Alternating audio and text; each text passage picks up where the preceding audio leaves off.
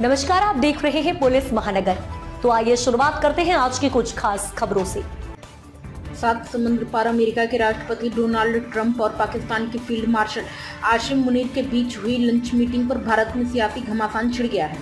महाराष्ट्र के वरिष्ठ कांग्रेस नेता पृथ्वीराज चव्हाण ने इस मुलाकात पर प्रतिक्रिया दी है। उन्होंने इसे बेहद गंभीर और चौंकाने वाला करार दिया है। उन्होंने IAN से बयान दिया है कि सवाल ये है कि यूएस के राष्ट्रपति ने अमेरिका के 250 साल के इतिहास का प्रोटोकॉल तोड़ दिया। एक अफसर जो कि ना तो एक सरकार के मुखिया हैं, ना ही राष्ट्र प्रमुख हैं, वो एक सरकार अफसर हैं, चाहे आर्मी चीफ हो, उसे खुद बुलाकर लंच मीटिंग के लिए आमंत्रित किया गया है। ये सबसे बड़ी बात है, जिसे मीडिया के हिसाब से कहा जाता है कि कोई बात नहीं, तो ये आम बात है। और ये कहा जा रहा है कि पहले भी पाकिस्तान जनरलों को अमेरिका के राष्ट्रपति ने बुलाया था, जो कि सरासर गलत है। कांग्रेस नेता ने कहा, अब तक केवल 3 पाकिस्तानी जनरलों ने अमेरिकी राष्ट्रपतियों से मुलाकात की थी, लेकिन उस समय वे देश के वास्तविक शासक थे और सत्ता पर कब्जा कर चुके थे। लेकिन इस केस में ऐसी हालत है कि पाकिस्तान के प्रधानमंत्री राष्ट्रपति हैं और ये एक आर्मी चीफ है। लेकिन राष्ट्रपति ट्रंप ने तो प्रधानमंत्री से मिले नहीं, राष्ट्रपति से, तो अब इसके बहुत सारे मतलब निकलते हैं।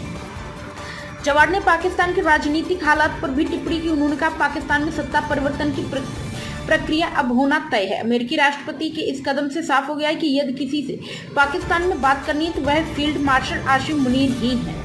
इसके आगे उन्होंने कहा, अमेरिकी राष्ट्रपति ने पाकिस्तान के प्रधानमंत्री को रफा दफा कर दिया है। ऐसा इसलिए क्योंकि यूएस पाकिस्तान में सत्ता परिवर्तन को गति देना चाहता है। दूसरी बात, ईरान इजराइल युद्ध में अमेरिका पाकिस्तान से किसी सैन्य ठिकाना बनाने की मांग कर सकता है। तीसरा ये हो सकता है कि किसी पाकिस्तानी नेता ने कहा है कि अगर इजराइल ईरान के ऊपर परमाणु इस्तेमाल करता है तो पाकिस्तान भी इजराइल पर वही कार्रवाई करेगा, जिसे बाद में पाकिस्तानी नेता ने नकार भी दिया। तो ये यूएस पाकिस्तान के बीच चर्चा का विषय हो सकता है। अब तक की खबरों में बस इतना ही। ऐसे ही खबरों के लिए बने रहें हमारे साथ। तब तक के लिए नमस्कार।